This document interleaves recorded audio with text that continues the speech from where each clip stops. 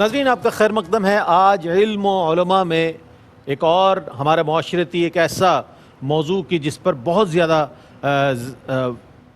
توجہ ہونی چاہیے، جس کے حوالے سے بہت زیادہ بیداری ہونی چاہیے، جو کہ نہیں نظر آتی۔ ظاہر حب مال کس کو نہیں ہوتا، لیکن اس کے لیے ضروری نہیں ہے کہ انسان حرام کمائی کی طرف جائے، ضروری نہیں ہے کہ سود خوری کی طرف جائے، رشوت خوری کی طرف جائے، یا یہ کہ ناپ تول میں کمی کی جانب جائے، یا جوئے سے حاصل کی ہوئی رقم سے اپنا لیونگ اسٹینڈرڈ بڑھائے۔ آج اسی موضوع پر ہم بات کریں گے۔ موضوع ہے حرام کمائی اور اس کا وبال۔ آج ہم نے یہ دیکھا ہے کہ اپنا لیونگ اسٹینڈرڈ بڑھانے کے لیے ہم بالکل یہ نہیں دیکھتے کہ حلال ہے یا حرام ہے، جائز ہے ناجائز ہے، اس کے حوالے سے شریعت نے کیا احکامات دیے ہیں، نبی کریم علیہ السلام کی کیا فرامین ہے، کوئی اس بات کو نہیں پیش نظر رکھتا، بلکہ لوگ صرف حب مال کے لیے اپنے وسائل کو بڑھاتے چلے جاتے ہیں، اپنا لیونگ اسٹینڈرڈ بڑھاتے چلے جاتے ہیں، اور پھر آخر میں یہ ہوتا ہے کہ پھر اس حوالے سے آخر میں جب ہوش آتا ہے تو پھر لوگوں سے معلوم کیا جاتا ہے جناب میں نے اس طرح پیسہ کمایا، اب میں کیا کروں اور اب مجھے کیا کرنا چاہیے۔ بہر صورت یہ ایک بہت اچھا موقع ہے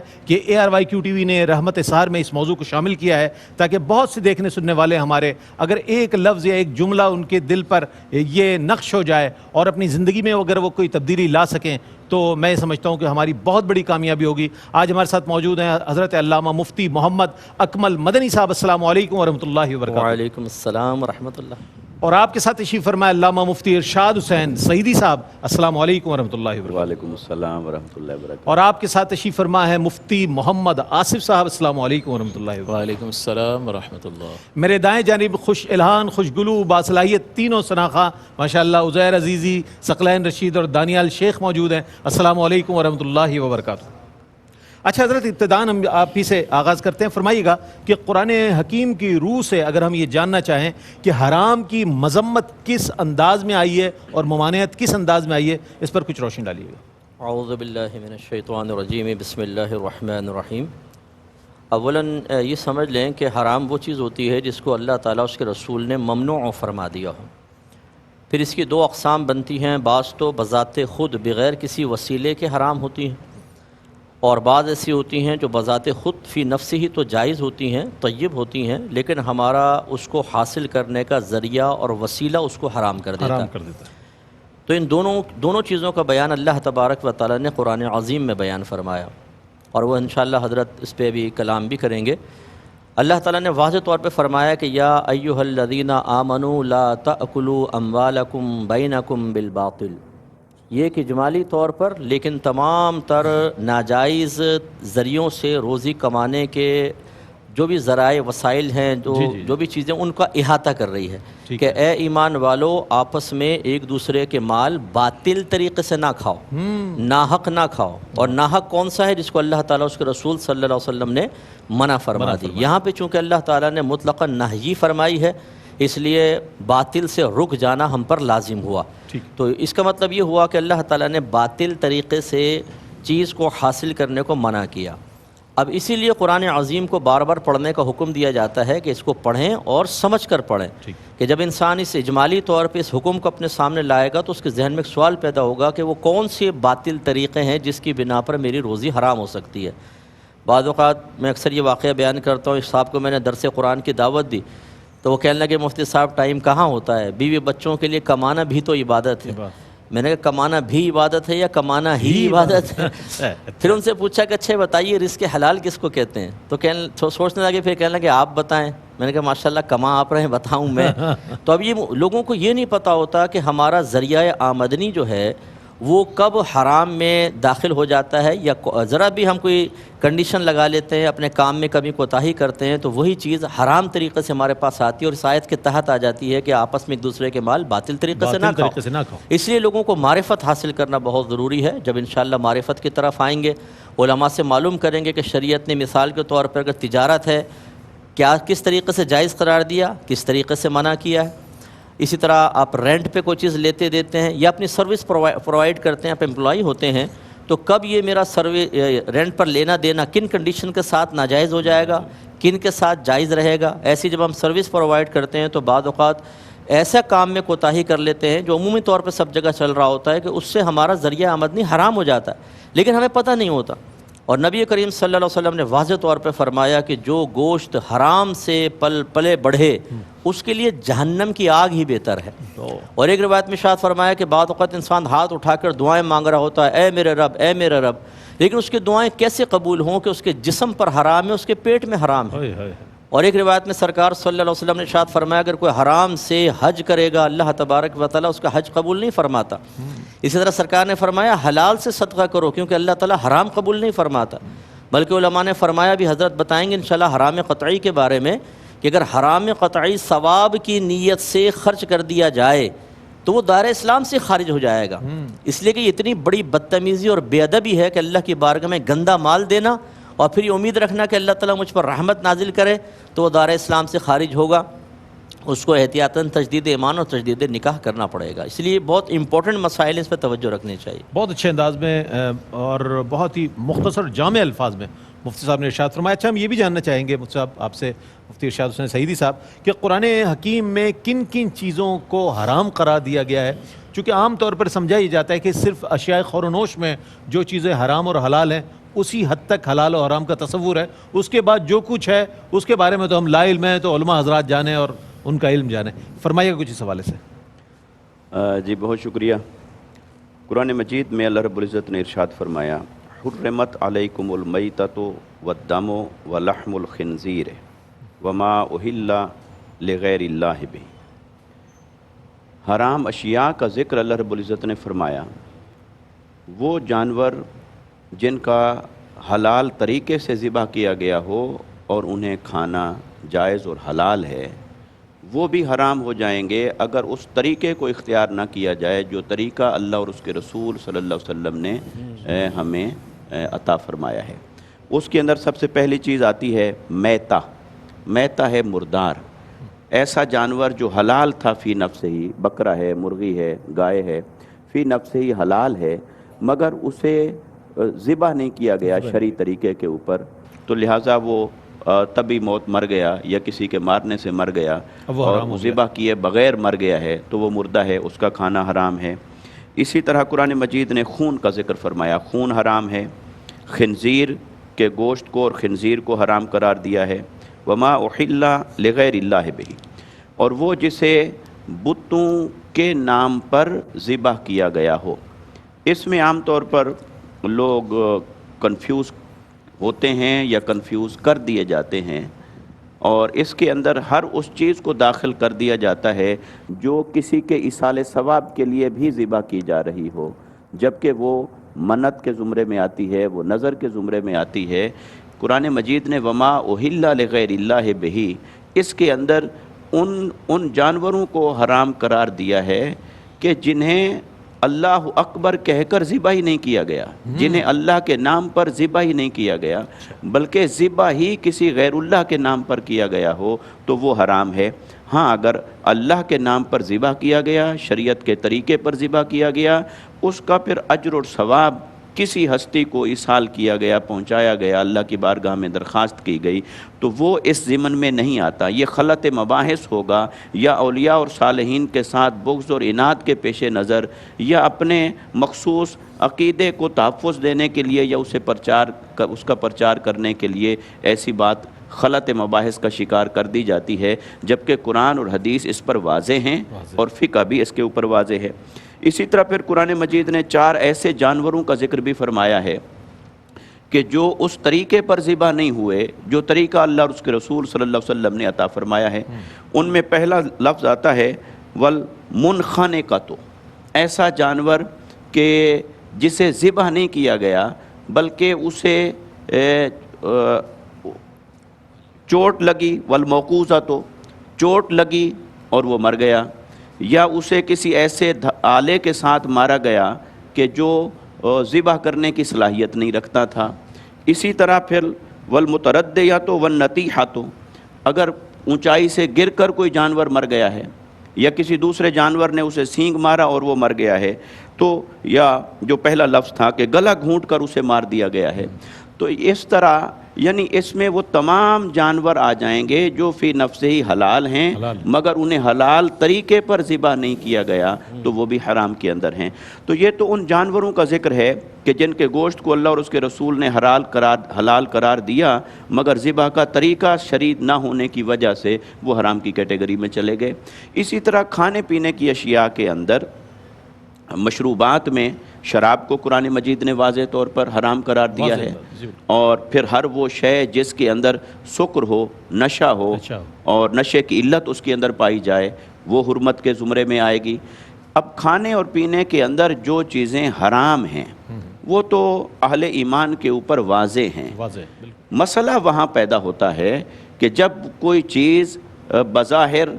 حلال ہوتی ہے مگر اسے حاصل کرنے کا طریقہ حرام ہو گیا ہوتا ہے اور اس کی وجہ سے وہ حرام کے زمرے میں ہوتی ہے، اور اس کی طرف کوئی نہ دھیان کرنے کو تیار ہے نہ اس کی طرف متوجہ ہونے کو تیار ہے کہ کیا یہ بھی حرام کے زمرے میں آ سکتی ہے۔ مثال کے طور پر اگر ہماری جیب میں کرنسی ہے تو اب کرنسی فی نفس ہی تو حلال ہے، لیکن وہ کاغذ کا ٹکڑا ہے یا وہ سونا ہے یا وہ چاندی ہے، وہ فی نفس ہی اپنے وجود کے اعتبار سے حلال ہے، لیکن ہم نے اسے حاصل کیسے کیا، ہم اس کے مالک کیسے بنے، ہمارے پاس وہ چیز کیسے آئی، کیا ہم نے کسی کی حق تلفی کی، کیا ناجائز طریقے سے حاصل کیا، تو لہٰذا وہ بھی اسے حرام بنا دیتا ہے۔ تو اصل جو ہمارا آج کا موضوع ہے میں سمجھتا ہوں کہ وہ کمائی کے عنوان سے کہ حرام کی کمائی اور حلال کی کمائی میں فرق کیا جائے، تو اس کا تقاضا یہ ہے کہ ہم ان باریکیوں کو سمجھیں کہ جہاں ہم اپنی کمائی کو حرام بنا رہے ہوتے ہیں۔ اس کے اندر ایک یہ بھی ہے، کسی آدمی کی جاب ہے، وہ اگر اپنی جاب میں غفلت برتتا ہے، اپنے فرض کی ادائیگی کے اندر غفلت کرتا ہے، اسے پورا نہیں کرتا، تو مہینے کے آخر میں جو وہ تنخواہ وصول کرتا ہے اسے بھی کسی طور پر حلال نہیں کہا جا سکتا ہے۔ لہٰذا حلال اور حرام کے فرق کو ہر لمحہ قائم رکھنا اور اپنا محاسبہ کرتے رہنا یہ ضروری ہے ایک بندہ مومن کے لیے۔ بڑی صراحت کے ساتھ ماشاءاللہ دونوں ہی ہمارے اسکالرز نے ابتدائی کلمات میں ہی موضوع پر اتنی ٹھوس بنیاد فراہم کر دی ہے کہ یقیناً دیکھنے والوں کے لیے اگلا آنے والا سیگمنٹ انتہائی اہم ہوگا اور وہ منتظر ہوں گے۔ ایک وقفہ ہے، وقفے کے بعد لوٹتے ہیں، مجھے امید ہے آپ کا ہمارے ساتھ رہے گا۔ جی جناب، آج انتہائی اہم موضوع اور حرام کمائی اور اس کا وبال، اس پر بات ہو رہی ہے۔ بہت اہم موضوع ہے اور جس سوال کی جانب میں بڑھ رہا ہوں وہ بہت ہی اہم اور ہمارے معاشرے کا ایک ایسا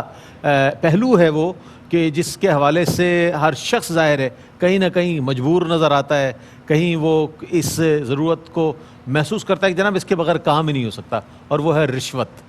یہ بظاہر 4 حرفی لفظ ہے لیکن بڑا کمال ہے یہ کہ کوئی بھی شخص اس کے بغیر جو ہے، آج کل کسی بھی ادارے میں چلے جائیں آپ، وہاں پر اس کو ضرور پیش نظر رکھا جاتا ہے، جناب کچھ سلسلہ ہوگا تو پھر آپ کا کام آگے بڑھے گا۔ رشوت کے حوالے سے بتائیے گا حضرت کہ دنیاوی اور اخروی نقصانات جو ہیں وہ کیا ہے رشوت کے؟ پہلے رشوت کو تھوڑا سا بیان فرما دیجیے، پھر اس کے نقصانات کے حوالے سے۔ شیطان الرجیم، بسم اللہ الرحمن الرحیم۔ رشوت کی تعریف میں فقہا نے یہ بیان فرمایا کہ اپنے فرض منصبی کو پورا کرنے یا اس کے ترک کرنے پر کوئی معاوضہ طلب کرنا، یا وہ مال جو کسی کے حق کو باطل کرنے یا باطل کو حاصل کرنے کے لیے لیا یا دیا جا رہا ہو۔ تو اب بعض اوقات ایسا ہوتا ہے کہ لینے اور دینے والا دونوں ہی مجرم ہوتے ہیں، کہ دینے والا کسی غلط کام پر دوسرے کو ابھار رہا ہوتا ہے، ناجائز کام کروانا چاہتا ہے اور وہ پیسے کے بلبوتے پر وہ کام کرواتا ہے، اور لینے والا تو ہر صورت ہی میں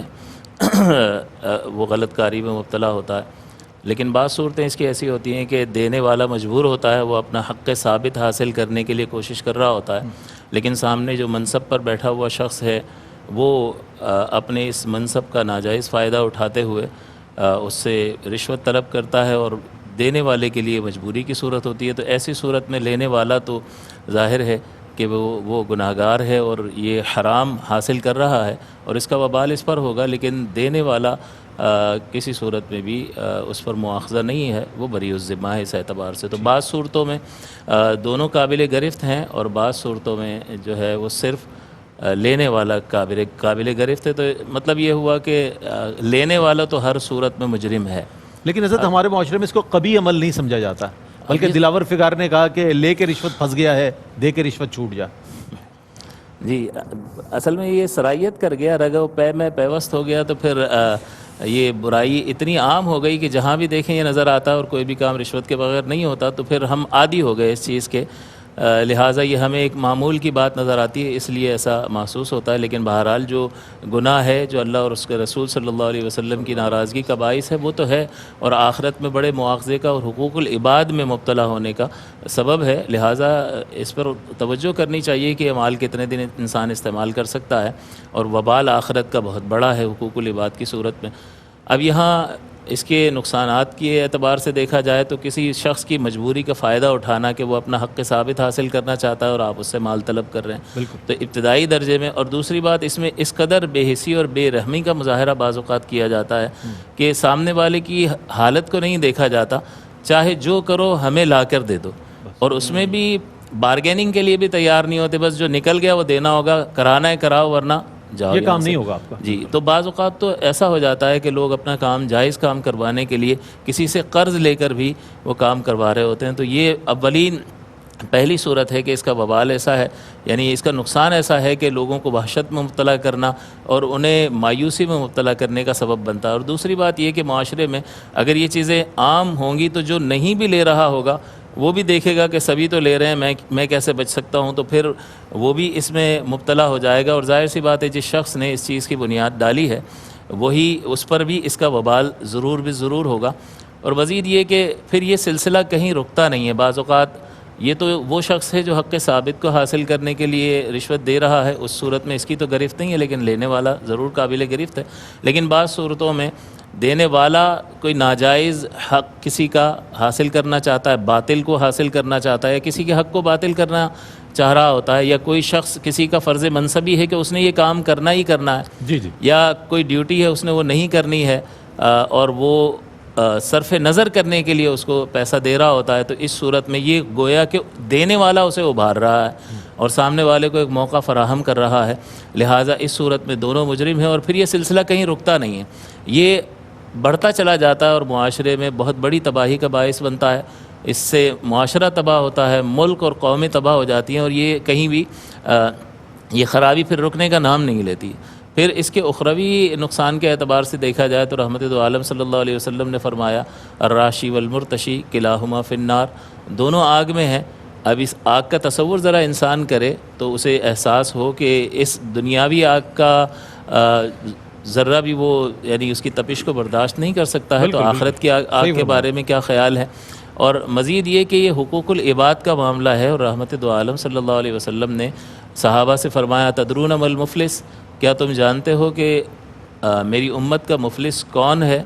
تو صحابہ نے عرض کیا کہ یا رسول اللہ المفلس فینا من لا درہم لہ ولا متاع، بالکل، کہ جس کے پاس نہ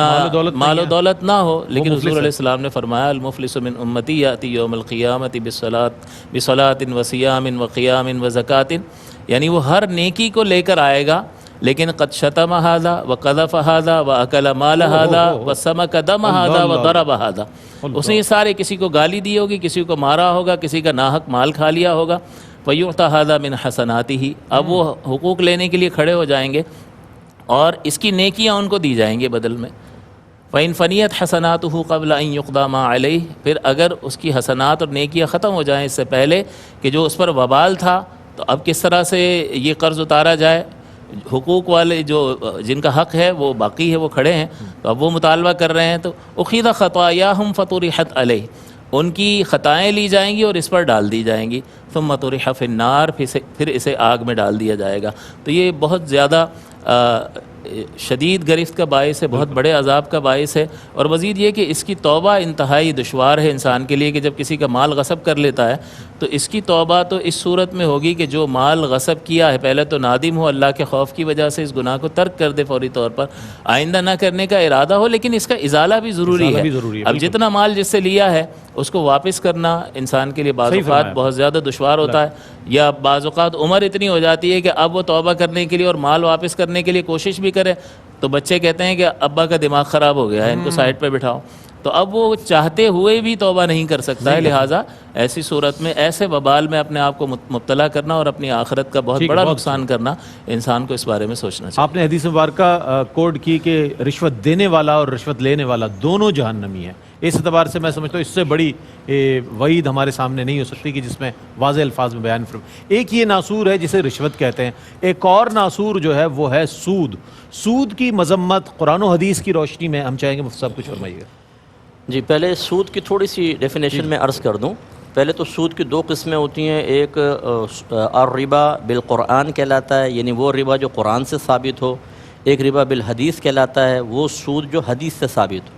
جو قرآن سے ثابت ہو وہ تو یہ ہے کہ آپ کسی کو قرضہ دیں اور مشروط ٹھہرا لیں کہ جب تم واپس کرو گے تو اس پر اتنا زائد دو گے. یہ حدیث میں بھی آیا، نبی کریم صلی اللہ علیہ وسلم نے ارشاد فرمایا کہ ہر وہ قرض جو نفع کھینچے وہ نفع سود ہے. تو یہ عربوں کے اندر بہت رائج تھا. اور حدیث کے اندر ایسا ہے جس کا خلاصہ یہ ہے کہ اگر کوئی چیز ایسی ہے جس کو وزن کر کے آپ لیتے دیتے ہیں اس کو موزونی کہتے ہیں، جیسے سونا چاندی. جی. اور ایک ایسی ہوتی ہے جس کو آپ برتن وغیرہ میں ناپ کر یا بوریوں میں ناپ کر دیتے ہیں، اس کو مکیلی کہا جاتا ہے. اس میں گندم، جو، کھجور وغیرہ جو سرکار کے دور میں تھیں. نبی کریم نے یہ حکم فرمایا کہ اگر ان کو ان کے ہم جنس کے ساتھ لے دے رہے ہوں تو دو شرطوں کے ساتھ سود سے بچیں گے. نمبر ایک، دونوں کا وزن برابر ہو. ٹھیک ہے. نمبر دو، نقد ہو. نقد. اگر ادھار کر دیا یا وزن میں کمی بیشی ہوئی تو سود متحقق ہوگا. اس سے ذرا وہ لوگ درس حاصل کریں کہ جو بعض اوقات سونے کے بدلے سونا لے رہے ہوتے ہیں، پرانا جو سونا ہوتا ہے وہ خالص ہوتا ہے، نیا ذرا کم درجے کا ہوتا ہے، تو اس میں لین دین کمی بیشی کے ساتھ کر رہے ہوتے ہیں. جی یہ سود ہے. اسی طریقے سے پرانا چاول، نیا چاول، وہ کہتے ہیں کہ پرانا لے لو وہ مہنگا ہوتا ہے، نیا سستا ہوتا ہے. تو اگر چاول کو چاول کے بدلے میں لے رہے ہیں تو برابر لے سکتے ہیں. اگر ذرا بھی کمی بیشی کی تو سود متحقق ہو جائے گا. تو یہ سود بھی ہمارے یہاں بہت جاری ہے اور وہ قرضے والا بھی بہت جاری ہے. یہ تو ہم دیتے ہوئے کہہ دیتے ہیں بھئی دیکھو 5 لاکھ آپ کو دے رہا ہوں اور 1 سال کی مہلت، 1 سال میں اگر 5 لاکھ انویسٹ کرتا تو کتنا نفع ہوتا، تو وہ نفع تم مجھے دے دو. سامنے والا کہتا ہے کہ واقعی بھائی اتنا دیانتداری کے ساتھ نفع بھی بتا رہا ہے تو اس کو دے دینا چاہیے. لیکن اللہ تبارک و تعالیٰ نے واضح فرمایا وَأَحَلَّ اللَّهُ الْبَيْعَ وَحَرَّمَ الرِّبَا. اللہ تعالیٰ نے بیع کو حلال یعنی خرید و فروخت کو اور سود کو حرام فرمایا.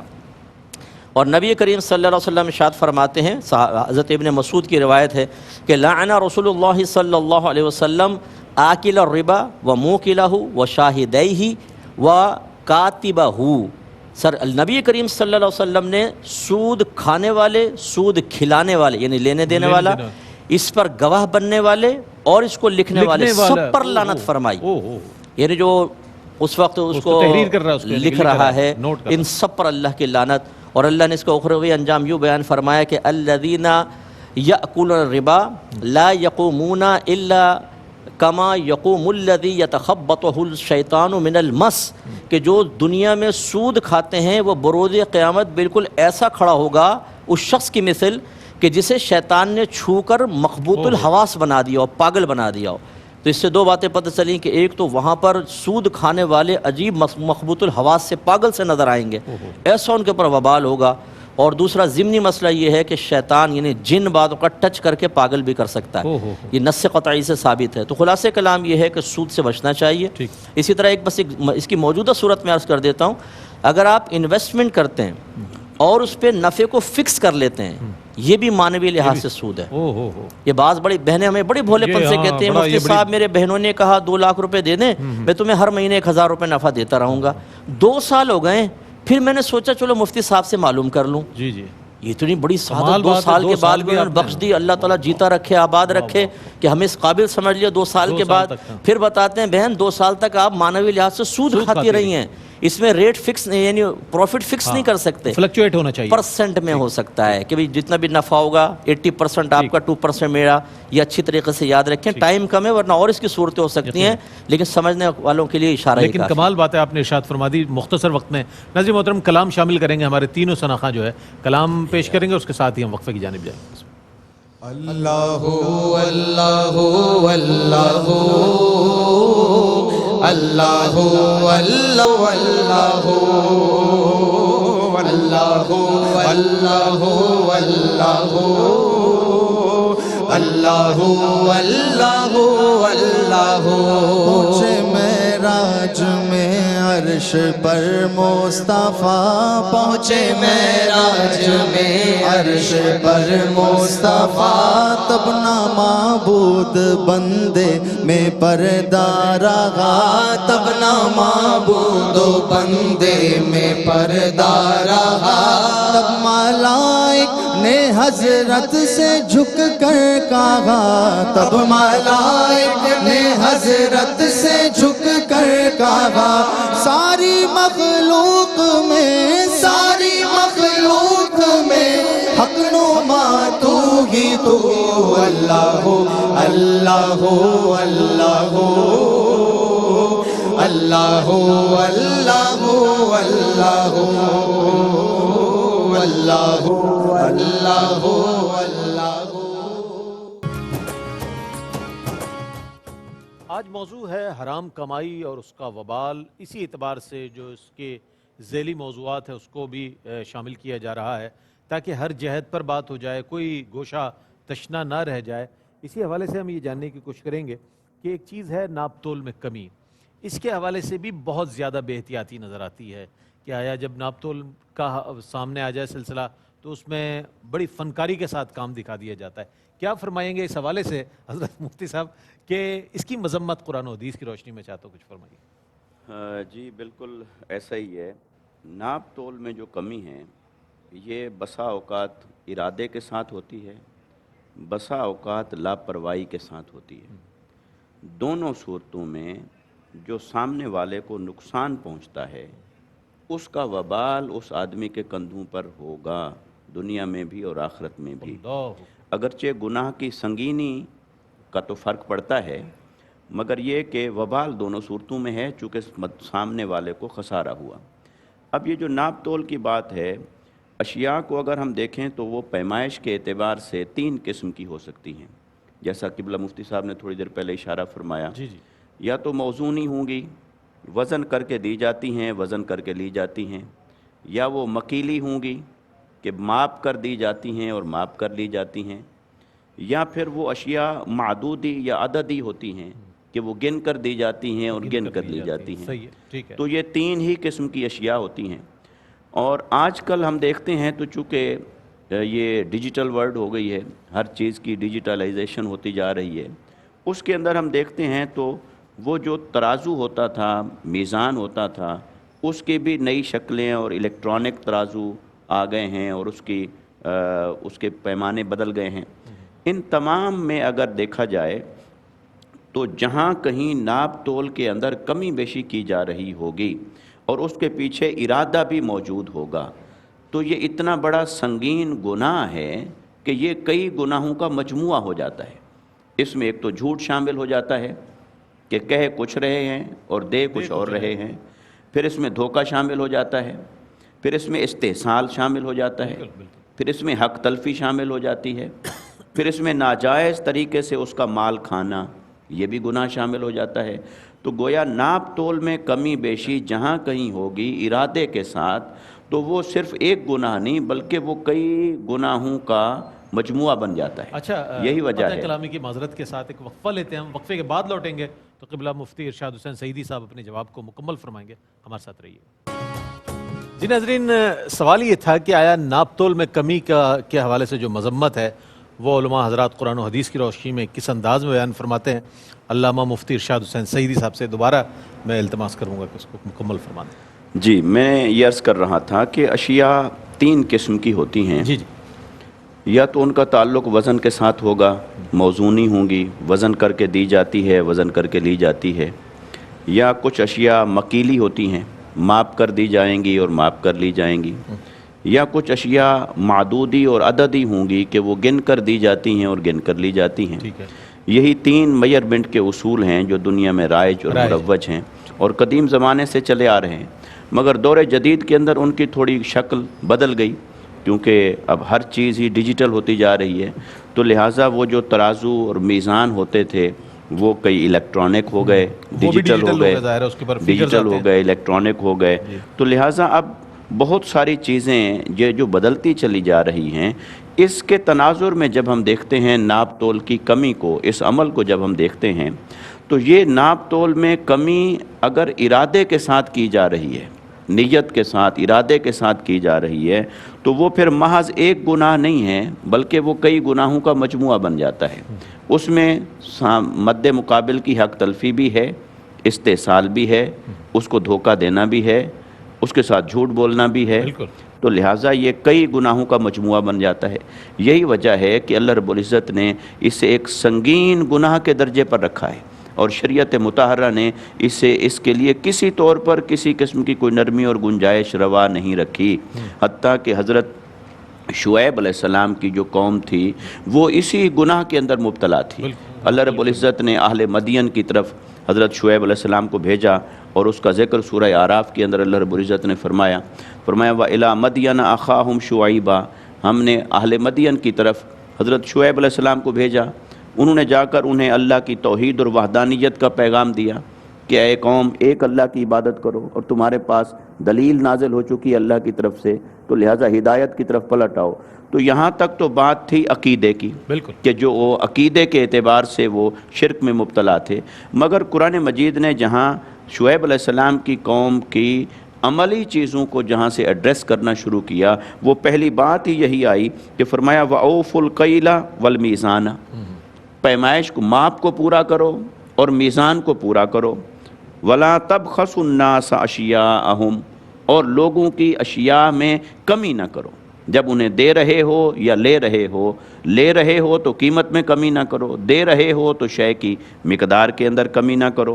اور قرآن مجید نے بڑی اس کے ساتھ بہت گہری بات منسلک کر دی، فرمایا وَلَا تُفْسِدُوا فِي الْأَرْضِ بَعْدَ إِصْلَاحِهَا، زمین کے اندر فساد بپا نہ کرو، کیونکہ اس سے اندر زمین میں فساد بپا ہوتا ہے، وہ معاشرتی فساد ہے، وہ اخلاقی فساد ہے، وہ روحانی اور دینی فساد ہے، تو وہ فساد معاشرے کو لپیٹ میں لے لیتا ہے کہ جہاں اس طرح کی حق تلفی ہو رہی ہو، دغا بازی ہو رہی ہو، دھوکہ ہو رہا ہو، ناپ تول میں کمی بیشی ہو رہی ہو، تو لہٰذا اس قوم کے اوپر عذاب نازل ہوا۔ آج ہم جب اپنے معاشرے کو دیکھتے ہیں اس آئینے کے اندر اور اس تصویر کے اندر، تو ناپ تول میں کمی بیشی ہمارے معاشرے کے اندر یہ ایک وبال بن گیا ہے، اور یہ معمول بن گیا ہے، اور یہ کثرت کے ساتھ دیکھا جا رہا ہے، اور اس کو لوگ اپنی چالاکی اور ہوشیاری سمجھتے ہیں، اور اس کو اپنی فنکاری اور اپنی استعداد اور صلاحیت کا اسے عنوان دیتے ہیں کہ بھی ہم نے فلاں کو لوٹ لیا، فلاں کو پتہ نہیں چلنے دیا، اس بندے کو کھڑا کیا جاتا ہے کہ جو اس معاملے میں ماہر ہو، ناپ تول میں کمی کے حوالے۔ اور پھر یہ اس وقت اگر ہم دیکھیں کہ یہ جو ڈیجیٹل اور الیکٹرانک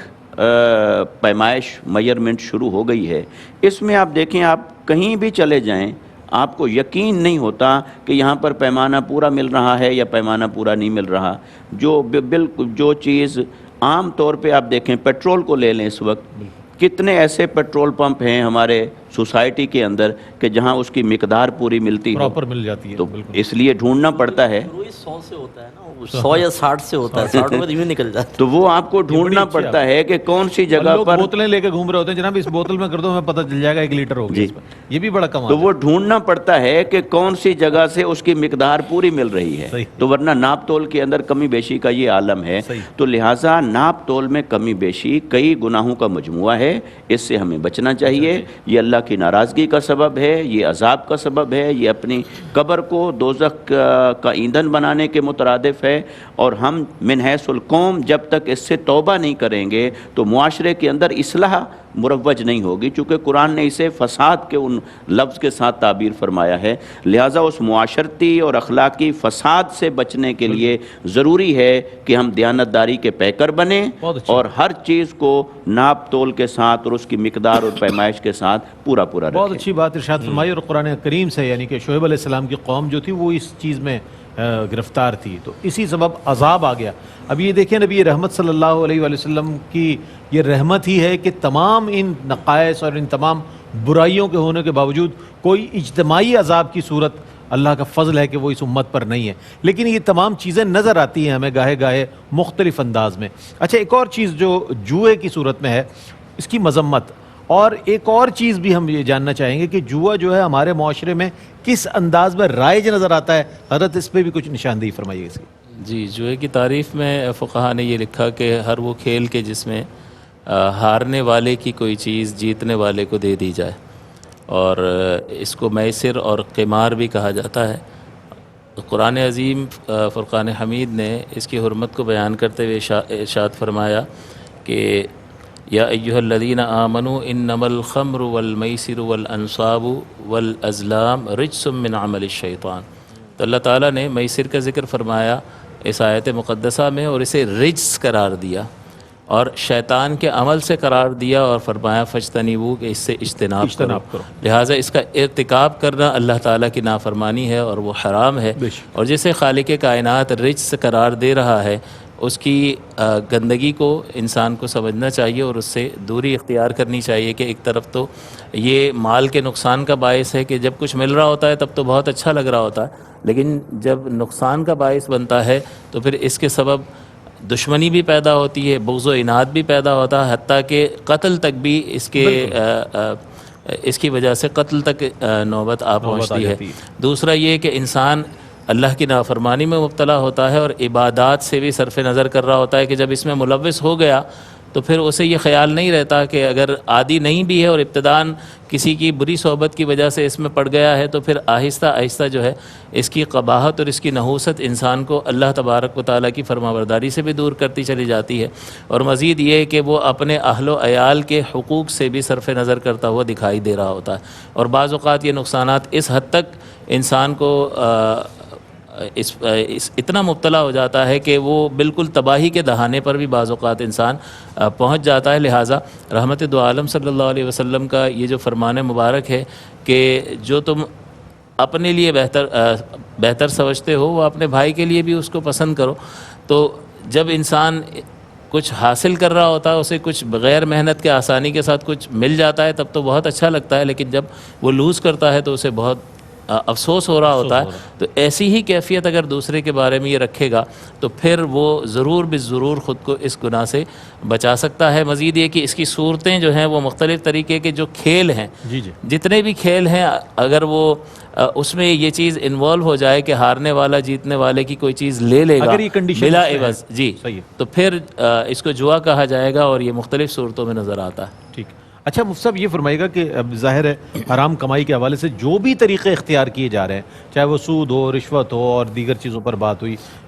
ہم نے بات کی، یہ فرمائے گا کہ ملاوٹ جو ہے وہ بھی ایک ایسا ناسور ہے ہمارے معاشرے میں کہ جب کسی چیز کی قلت ہونے لگے اس میں چیز میں ملاوٹ کر کے، یعنی کہ اس کو مہنگے داموں فروخت کرنے کا بڑا آسان ایک طریقہ اختیار کیا گیا جی۔ اچھا اس کے نقصانات کیا ہیں، اس کے حوالے سے میں چاہتا ہوں کچھ ارشاد فرمائے گا قرآن و حدیث کی روشنی میں۔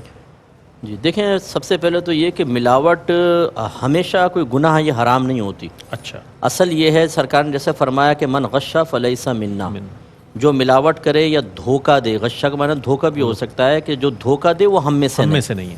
تو بزرگان دین نے اعلیٰ حضرت نے خاص طور پہ فرمایا کہ اگر کسی چیز میں ملاوٹ کی جائے اور آپ اس ملاوٹ کو ظاہر کر دیں کہ بھئی میں نے اتنی چیز ملاوٹ کی ہے، اور جس کی ملاوٹ کی ہے وہ مال ہو،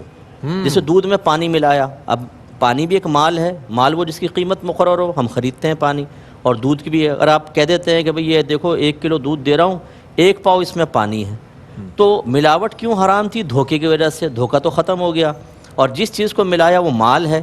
پانی کی قیمت بھی دودھ کی، اب سامنے والے کو بتا دیا، وہ لینا چاہے لے، نہ لینا چاہے نہ لے۔ لہذا اگر کوئی ملاوٹ کو ظاہر کر کے بیچ رہا ہے اور جس کو ملایا وہ مال بھی ہو تو پھر اس میں شرعاً کوئی حرج نہیں ہے۔ وہ تو آپ کی ہمارے گھر کے جو خواتین ہیں وہ بھی آپ دودھ لا کر دیتے ہیں وہ پانی ملا کے کرتی ہیں، مطلقاً ملاوٹ منع تو نہیں ہوئی۔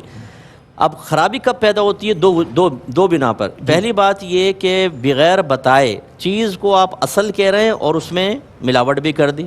جیسے وہ لکھا ہوتا ہے خالص دیسی گھی سے تیار کردہ۔ ارے بھائی تم نے کبھی خوشبو بھی سونگھی ہے مٹھائی والے؟ اور خالص دیسی گھی میں اتنا سخی ہو گیا تو لوگوں کو مٹھائیاں کھلا رہا ہے۔ اور یا دکان پہ لکھا ہوگا خالص دودھ میسر ہے، پانی ثابت کرنے والے کو 50,000 روپے انعام۔ اب کون سے وہ ٹیسٹ کی ٹیوب لے کر آ کے اس کو ٹیسٹ کرے گا اور کرنے لگے گا، وہ کرنے نہیں دے گا، اور بیچنے دھڑلے سے، یہ ہے حرام ملاوٹ۔ یا پھر ایسی چیز کی ملاوٹ کر دی جائے جو غیر مال ہو، جیسے گندم کے اندر مٹی ملا دینا، بوری کے اندر وہ مٹی کافی ساری ڈال کے اس کو ویٹ بڑھ جائے تاکہ ویٹ بڑھ جاتا ہے اس کا. اسی طرح کالی مرچوں میں پپیتے کے بیج ڈال دینا. اسی طرح برادے کو رنگ کر لال کلر کا کر کر پیسی ہوئی مرچوں کے اندر مکس کر دینا. تبھی تو ہماری آنتیں بالکل برادے کی طرح ہو گئی ہیں, کھانے ہضم نہیں ہوتا, پتہ نہیں کیا کیا کھا پی رہے ہیں ہم لوگ. تو خلاصہ کلام یہ کہ یہ حرام ہے, اور یہ تو بالکل ہی اس لیے زیادہ حرام ہے کہ آپ ایک مال دے رہے ہیں اور ایک غیر مال ملا دیا آپ نے, اس کا زیادہ وبال ہوگا. اس لیے ہمارے بھائی بہنوں کو یہ سوچنا چاہیے, مسئلہ تقدیر اپنے ذہن میں رکھیں. نبی کریم صلی اللہ علیہ وسلم نے ارشاد فرمایا کہ قلم قدرت لوگوں کا رزق لکھ کر خشک ہو چکا ہے. اب کسی پرہیزگار کی پرہیزگاری بڑھا نہیں سکتی اور کسی کا فسق و فجور اس سے کم نہیں کر سکتا. جو آپ کو ملنا ہے وہ ملنا ہے. ملاوٹیں کر کے اگر آپ تھوڑا بہت لے لیں گے, جیسے حاصل ہوگا نا ویسے ہی نکلے گا. اولاد نافرمان ہوگی,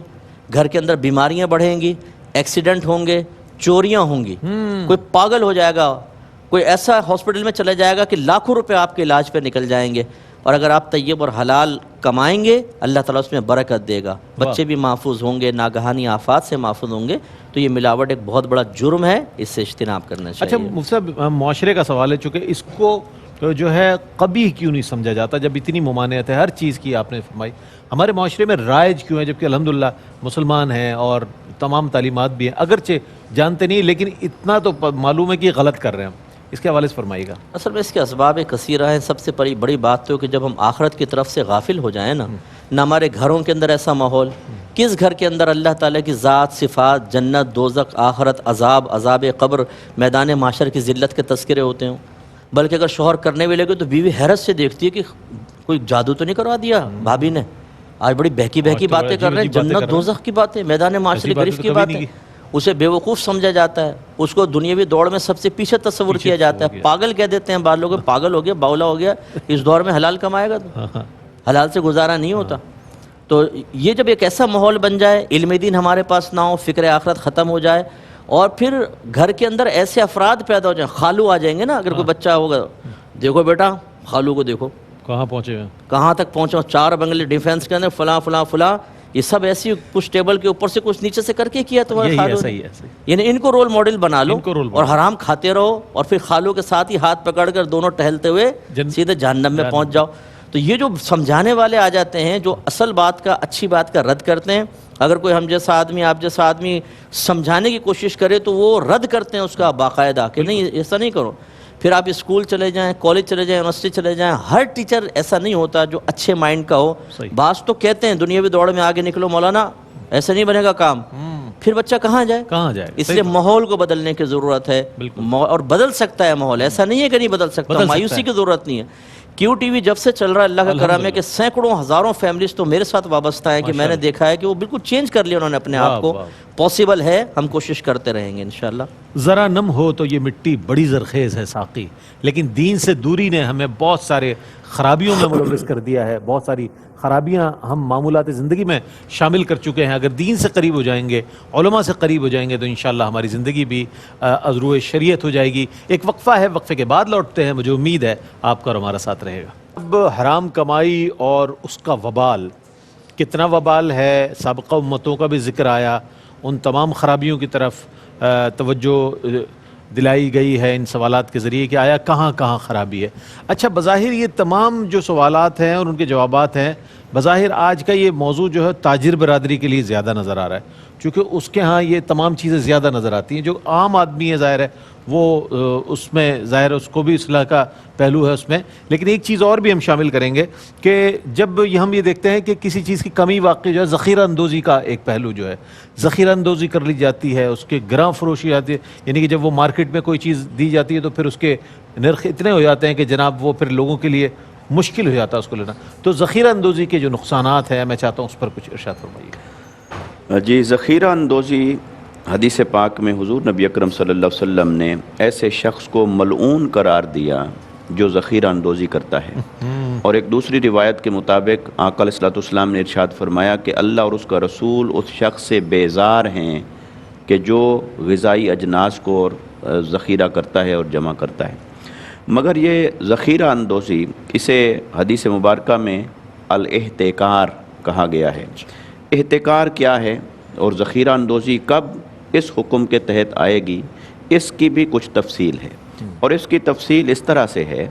کہ اگر تو ذخیرہ کیا جا رہا ہے کوئی ایسی شے ہے کہ جو لوگوں کی ضرورت سے زائد ہے، اور اگر اسے جمع نہیں کیا جائے گا، ذخیرہ کر کے رکھا نہیں جائے گا تو وہ ضائع ہو جائے گی، اور کل کلاں جب اس کی ضرورت پیش آئے گی تو اس وقت وہ اویلیبل نہیں ہوگی، تو ایسی صورت میں یقیناً اس شے کا ذخیرہ کرنا جائز ہوگا۔ جیسے حضرت یوسف علیہ السلام نے خواب کی تعبیر بتاتے ہوئے وہ 7 سال کا جو قحط تھا اس کو ذخیرہ کرنے کی انہوں نے ایک ترکیب بتائی قوم کو۔ ذخیرہ اندوزی جو ممنوع ہے، مکروہ ہے اور قرآن اور حدیث کی تعلیمات کے خلاف ہے، وہ ہے کہ جب لوگوں کو اس شے کی ضرورت ہو اور اس کو جمع کر کے چھپا لیا جائے تاکہ اس کی قلت پیدا ہو، اور قلت پیدا ہونے کے نتیجے میں پھر اس کے دام بڑھیں، اس کی قیمت بڑھے، اور جب قیمت بڑھ جائے تو پھر اس شے کو مارکیٹ میں لا کر بیچا جائے اور اس سے زیادہ منافع کمایا جائے۔ جب اس طرح کی سچویشن سے متعلق ہوگی تو یہ ذخیرہ اندوزی ہے جس کو شریعت نے منع فرمایا ہے۔ اب یہ ذخیرہ اندوزی جس کا حدیث مبارکہ میں براہ راست جس کا ذکر آیا ہے وہ ہے کھانے پینے کی اشیاء سے متعلق، کہ ایسی اشیاء کی ذخیرہ اندوزی جو انسانوں کے لیے یا حیوانات کے لیے کھانے پینے کی اشیاء سے تعلق رکھتی ہو تو اس کی ذخیرہ اندوزی سے متعلق ہے۔ مگر اسی سے جب ہم اس علت کو لے کر اسے جنرلائز کریں گے، اس علت کو لے کر استدلال کریں گے اور دوسری اشیاء کے اوپر، تو لہٰذا یہ جنرلائز ہو جائے گا ہر اس شے کے اوپر جو لوگوں کی ضرورت ہو، بنیادی ضرورت ہو، اور اسے اس نیت اور ارادے سے جمع کر کے چھپا لیا گیا ہو کہ قلت پیدا ہو اور اس کی قیمت بڑھے، تو پھر ہر وہ شے اس علت کی وجہ سے، قیاس کی وجہ سے اس کے حکم کے تحت آ جائے گی۔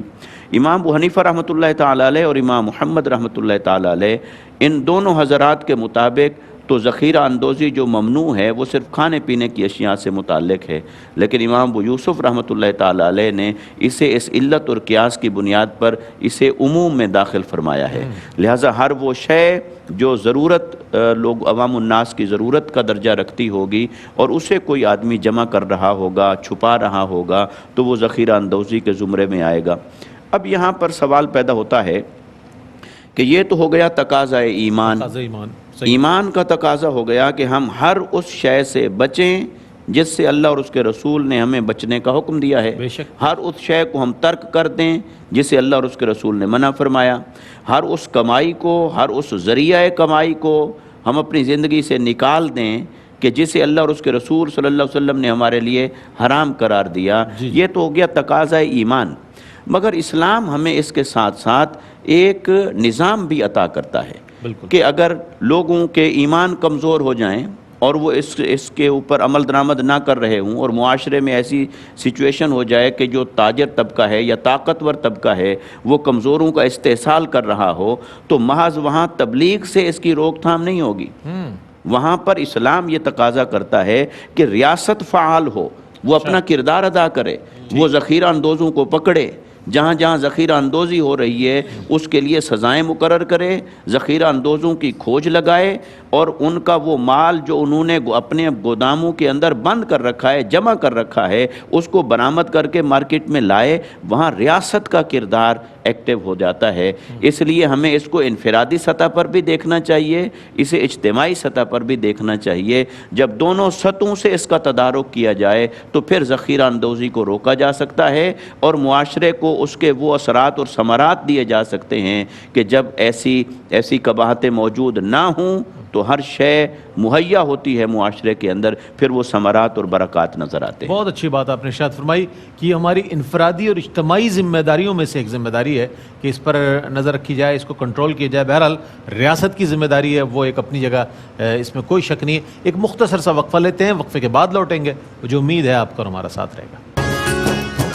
اچھا ناظرین، چونکہ موضوع آج حرام کمائی اور اس کا وبال ہے تو ہر شخص کا کوئی نہ کوئی ذریعہ معاش ہوا کرتا ہے۔ اچھا، بسا اوقات یہ بھی دیکھا گیا ہے کہ کچھ لوگوں کا ذریعہ معاش چوری ہوتا ہے،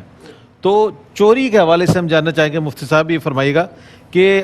چوری کی آمدنی سے اپنا روزمرہ معمولات زندگی کو جاری رکھنا، اس حوالے سے کیا مذمت آئی ہے قرآن و حدیث میں، اور ہمارے معاشرے میں جو رائج ہے، جو انداز رائج ہیں چوری کے، میں چاہتا ہوں اس حوالے سے کچھ فرمائیے گا۔ ہم یہ سمجھتے ہیں یہ ہمارے معمولات زندگی کا حصہ ہے، جناب آپ اسے چوری گردان رہے، تو میں چاہتا ہوں نشاندہی بھی فرما دیجیے گا اس کی۔ چوری کی تعریف یہ ہے کہ مال محفوظ کو محفوظ جگہ سے خاموشی سے چپکے سے لے لینا، یہ آسان ترین اس کی تعریف ہے۔ تو اب جو بھی مال محفوظ ہوگا اس کے لیے یعنی وہ ایسے مقام پر ہو جہاں حفاظت کا اہتمام ہو، یا کوئی پہرے دار مقرر ہو، مکان ہو یا جگہ ہو، تو اس کی حفاظت کا کوئی اہتمام کیا گیا ہو، وہاں سے اگر کوئی شخص اسے خاموشی سے چپکے سے عدم توجہی کا فائدہ اٹھاتے ہوئے اگر اس کو حاصل کر لے گا تو اسے چوری کہا جاتا ہے۔ اور قرآن عظیم میں اس کی مذمت کو بیان اس اعتبار سے کیا گیا کہ یہ وہ جرم ہے کہ جس پر حد جاری کی جاتی ہے، یعنی انتہائی سزا جو ہے اس جرم پر مقرر کی گئی ہے کہ ہاتھ کاٹنے کی سزا۔ لیکن چونکہ معاشرے کی اصلاح کے لیے ضروری تھا، ورنہ یہ ناسور اگر معاشرے میں سرایت کر جائے تو پھر اس کا تدارک اور اس کو روکنا اور معاشرے کو اور لوگوں کو اس کے نقصان سے بچانا بہت دشوار ہو جائے، لہٰذا اتنی سخت سزا مقرر کی گئی ہے۔ لیکن اس کے احکامات جو بظاہر سخت نظر آتے ہیں، اس کے لیے چند شرائط ہیں، تب ہی ان احکامات کو جاری کیا جاتا ہے، اور وہ شرط چور کے اعتبار سے بھی ہے، اور دوسرا یہ کہ جو مال چوری کیا جا رہا ہے اس کی مالیت کے اعتبار سے بھی ہے۔ تو جو چوری کر رہا ہے اس کا عاقل اور بالغ ہونا ضروری ہے، لہٰذا نابالغ نکل جائے گا، مجنون وغیرہ نابینا اگر چوری کر رہا ہے تو پھر اس پر یہ حد جاری نہیں کی جاتی۔ پھر وہ مال محفوظ بھی ہو اور وہ 1 دینار یا 10 درہم کی مقدار سے کم نہ ہو، اس مقدار کو تک پہنچ جائے یا اس کو کراس کرے گا تب کہیں جا کر اس پر حد جاری کی جا سکتی ہے۔ پھر اس کے ثبوت کے لیے ضروری ہے کہ وہ اقرار کرے۔ ہاں یہ ضرور ہے کہ وہ آسانی سے تو کوئی اقرار نہیں کرتا، بلکہ کہے گا میں نے کچھ بھی نہیں کیا، تو اس کے لیے فقہا نے لکھا کہ اس کو دھمکایا جا سکتا ہے اور اس کو مار کے اگلوایا جا سکتا ہے، تو اس کا اقرار جو ہے اس کے ذریعے سے چوری ثابت ہو جائے، پھر اس کو یہ سزا دی جا سکتی ہے، یا پھر 2 گواہ ہوں اور وہ مرد ہوں تو ایسی صورت میں چوری کا ثبوت ہوگا، پھر یہ انتہائی سزا جو حد کی صورت میں ہے وہ جاری کی جائے گی۔ اور پھر اس کی سزا جو قرآن عظیم میں ہاتھ کاٹنے کی سزا مقرر فرمائی ہے، تو پہلی بار چوری کرنے کی وجہ سے الٹا ہاتھ اس کا کاٹا جائے گا، اور پھر دوبارہ اگر وہ اس کا ارتکاب کرتا ہے تو سیدھا پیر کاٹا جائے گا۔ لیکن اس کے بعد اگر وہ پھر چوری کا ارتکاب کرتا ہے تو پھر کوئی عضو نہیں کاٹا جائے گا، بلکہ اسے قید کیا جائے گا تا وقت یہ کہ وہ توبہ کرے۔ اور اس کی تعریف کے اعتبار سے دیکھا جائے گا کہ مال ہے محفوظ جگہ پر رکھا ہوا ہے اور اسے خاموشی سے چپکے سے کسی کی عدم توجہی کا فائدہ اٹھاتے ہوئے حاصل کر لینا یہ چوری ہے۔ تو مختلف قسم کی صورتوں میں یہ چیز پائی جا سکتی ہے، اور آج کل جو یہ ڈیجیٹل دور ہے اس میں خاص کر لوگوں کے اکاؤنٹ کی انفارمیشن حاصل کر کے پاس ورڈز ان کے کسی طرح سے حاصل کر کے ان کے اکاؤنٹ سے ہیک بھی کر لینا، اور پاس ورڈ وغیرہ بھی لے کر ان کے اکاؤنٹ سے رقم جو ہے وہ منتقل کی جاتی ہے، تو یہ بھی اسی کی ایک صورت ہے۔ ہاں یہ ضرور ہے کہ خیانت وغیرہ کسی کو مقرر کیا تھا اپنے ہی مال کی حفاظت کے لیے اور وہ خائن نکل آیا تو پھر وہ اس زمرے میں نہیں آئے گا، اس کے لیے الگ تعدیبی سزائیں ہیں۔ لیکن چوری کا معاملہ اس سے تھوڑا سا مختلف ہے۔ ٹھیک، اچھا مفتی ارشاد حسین سعیدی صاحب، یہ چونکہ موضوع اتنا ہمارے معاشرے کا موضوع ہے، اس کی اہمیت کے حوالے سے آج آپ کیا پیغام دینا چاہیں گے؟ میں چاہتا ہوں کچھ ارشاد فرمائیے۔ دیکھیے یہ ماہ مبارک جہاں ہمیں حلال چیزوں سے رک جانے کی تلقین کر رہا ہے، وہاں اس کا کم سے کم پیغام جو ہماری باقی زندگی کے لیے عمومی طور پر آتا ہے کہ اللہ کی رضا کی خاطر اپنے آپ کو حرام سے روکا جائے۔ صبح صادق سے غروب آفتاب تک جن چیزوں سے ہم رکے اور وہ روزہ کہلایا وہ سب حلال ہیں، روزہ رکھنے سے پہلے بھی اور افطار کے بعد بھی سب حلال۔ تو لہٰذا ہمیں اپنی عملی زندگی کا محاسبہ کرنا چاہیے، اپنی زندگی کا جائزہ لینا چاہیے، اپنے گرد و پیش کا جائزہ لینا چاہیے۔ جہاں کہیں ہم سے کسی کی حق تلفی ہو رہی ہے، کسی ہم حرام شے کے اندر مبتلا ہیں، کسی حرام کام کے اندر مبتلا ہیں، ہمارے ذرائع آمدن میں سے کہیں حرام چیز شامل ہو گئی ہے، یا ہمارے فرائض منصبی میں غفلت اور کوتاہی ہے اور ہم اپنی کمائی کو حرام بنا رہے ہیں، یا کسی کا حق غصب کر کے، چوری کر کے یا رشوت لے کے حرام کا مال ہماری طرف آ رہا ہے، تو ہمیں ہر اینگل سے، ہر زاویے سے اپنا محاسبہ کر کے اپنے آپ کو ہر حال میں حرام سے روکنا چاہیے، انفرادی طور پر بھی، اجتماعی طور پر بھی، معاشرتی طور پر بھی، کیونکہ حرام کسی طور پر بھی اللہ رب العزت کو گوارا نہیں ہے۔ اس کی دنیا میں بھی سزا ہے، دنیا میں بھی اس کے اثرات ظاہر ہوتے ہیں، اور اس کی قبر کے اندر بھی سزا ہے، اور حشر کے دن بھی رسوائی بھی ہے، ذلت بھی ہے اور عذاب بھی ہے۔ تو ہر حال میں اپنے آپ کو حرام کے لقمے سے بچایا جائے، حرام کے گھونٹ سے بچایا جائے، حرام مال سے بچایا جائے، حرام کے 1 روپے سے اپنے آپ کو بچایا جائے، ہر اعتبار سے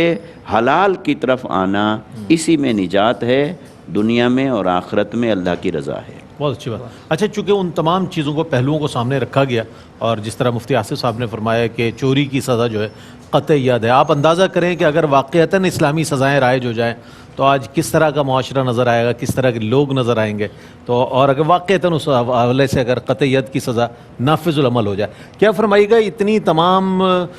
تادیب اور اس تمام تر قسم کی پابندیوں کے باوجود یہ ہمارا معاشرہ سدھرنے کی طرف نہیں ہے؟ اگر یہ روش قابو میں نہیں آئی تو معاشرہ کس طرف جانے کا امکان آپ کو نظر آتا ہے کہ یہ رشوت بھی ہو جس میں، سود بھی ہو جس میں، اور تمام خرابیاں، جوئے کے اور چوری کے معاملات، اور تمام چیزوں کو اگر رکھا جائے تو آپ کس طرح کا معاشرہ دیکھ رہے ہیں؟ آپ نے جانے کا امکان جو لفظ کہا نا، بڑا معصوم لفظ کہہ جی دیا حضرت، ابھی تو تھوڑا اس وہاں نظر تک تو رکھنا چاہیے پہنچ چکا ہے نا، آپ نے معاشرہ، خود ہی فرمایا اس نظر اس رکھنا سے بھی چاہیے۔ آگے پہنچ چکا ہے نہیں، یہ حسن زن جو ہے نا وہ بالکل فاسد کہہ لیں اس کو آپ۔ اصل مسئلہ وہی ہے کہ ابھی جیسے حضرت نے چوری کا بیان فرمایا، کنڈے ڈال کے چوریاں کر رہے ہیں، حتیٰ کہ بعض اوقات دینی معاملات کنڈے ڈال کے حل کیے جا رہے ہیں۔ اسی طریقے سے جو گیس کی چوری ہو رہی ہے، گیس نہیں آتی، وہ مشین لگا کے پورے علاقے کی گیس کھینچ لیتے ہیں، تو دوسرا کہتا ہے جی مفتی صاحب میرے گھر میں تو آتی نہیں، اس نے لگائی ہوئی میں بھی لگا لوں۔ اسی طرح پانی کا چوری، حق چوری کرنا ایک طریقے سے ہوتا ہے، بڑی بڑی موٹریں گھر میں لگا رکھی ہیں، اور نماز کے لیے کوئی اٹھے نہ اٹھے، ساتھ صاحبہ بہو سے کہتی ہیں 5 بجے اٹھ کے نا تو یہ موٹر چلانی ہے سب سے پہلے، تاکہ پانی زیادہ ٹینک کے اندر کھنچ جائے،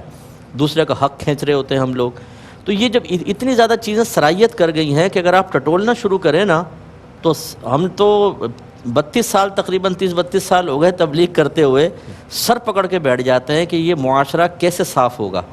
لیکن اللہ کا بڑا کرم ہے کہ بہرحال اس میں مایوس نہیں ہونا چاہیے۔ ہمارے استاد محترم مفتی عبدالقیم ہزاری صاحب رحمۃ اللہ علیہ ایک دفعہ میں پڑھا رہے تھے، تو میں نے ایسے ہی کہا کہ حضور یہ برائیاں کیسے ختم ہوں گی معاشرے سے؟ تو آپ نے فرمایا کہ اگر مشیت الہی یہ ہوتی کہ معاشرہ بالکل برائیوں سے پاک ہو جاتا تو نبی کریم صلی اللہ علیہ وسلم کا دور مبارک ایسا تھا کہ جس میں تمام برائیاں ختم ہونی چاہیے تھیں، لیکن اللہ تعالیٰ کی مشیت یہ ہے کہ اس نے بہت سے معاملات ہم پر چھوڑ کر بطور امتحان اپنی تائید غیبی ہٹا لیتا ہے، اب وہ ہمارا امتحان ہے، اور اسی امتحان میں ہم بعض اوقات ناکام ہو جاتے ہیں اور یہ معاملات نظر آتے ہیں۔ تو جتنے ہمارے بھائی بہن ہمیں دیکھ رہے ہیں، میں ایک تو یہ گزارش کرتا ہوں، دیکھیں ہم بعض اوقات یا تو 0 پہ آتے ہیں یا 100 پر آتے ہیں، بالکل کہتے ہیں یا تو بالکل ہی چھوڑ دوں گا، یا کہتے ہیں یار چھوٹی نری کرتے رہو، نہیں اگر آپ 100% کر رہے ہیں نا، اس کو 90 پہ لے کر آئیں،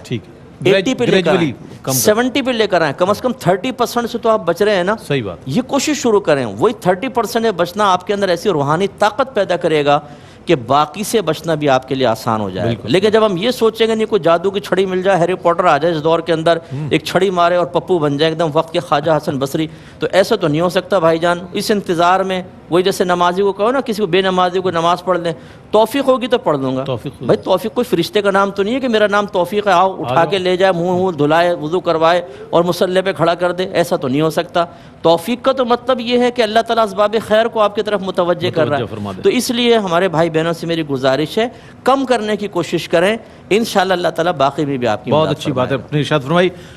مفتی آصف صاحب، مفتی ارشاد حسین سعیدی صاحب، آپ کی آمد کا بہت شکریہ ادا کروں گا، بہت عمدہ کلمات تینوں ہی ہمارے اسکالرز نے ارشاد فرمائے ماشاءاللہ، اور یہ رہنما باتیں ہیں علماء حضرات جب بیان فرماتے، ظاہر ہے آپ کا اور بہت سارے لوگوں کا کتاب سے تعلق نہیں ہے، احادیث اور اس کی تفاسیر اور قرآن کریم کے احکامات سے، تو وہ تمام چیزیں جو ہیں علماء حضرات ہمیں بیان فرما رہے ہوتے ہیں، اسے توجہ سے سننا چاہیے اور غور کرنا چاہیے اور اپنا تجزیہ کرنا چاہیے کہ آیا ہم سے کہاں کہاں غلطی ہو رہی ہے یا ہم سے کہاں کہاں غلطی ہوئی ہے۔ اللہ کی بارگاہ میں توبہ کریں، آئندہ زندگی میں اس سے اجتناب کرنے کی کوشش کریں تو انشاءاللہ آپ کی زندگی بہتر ہو جائے گی۔ اس سیگمنٹ کے بعد جو ہے اگلا سیگمنٹ ہے وہ ہے اظہار عقیدت کے نام سے، اور اس میں آج مظفر وارثی رحمۃ اللہ علیہ کو ٹریبیوٹ پیش کیا جائے گا، ان کا کلام شامل کیا جائے گا، اس میں حاضر ہوں گے ہم، لیکن اس سے پہلے ہم ایک کلام شامل کریں گے۔ اپنے ثنا خانوں سے گزارش ہے کہ اپنے ایک آواز میں، خوبصورت آواز میں کلام شامل کریں، وقفے کے بعد لوٹتے ہیں۔ بلغ العلا بکمالہ کشف الدجی بجمالہ حسن جمیع خصالہ صلو علیہ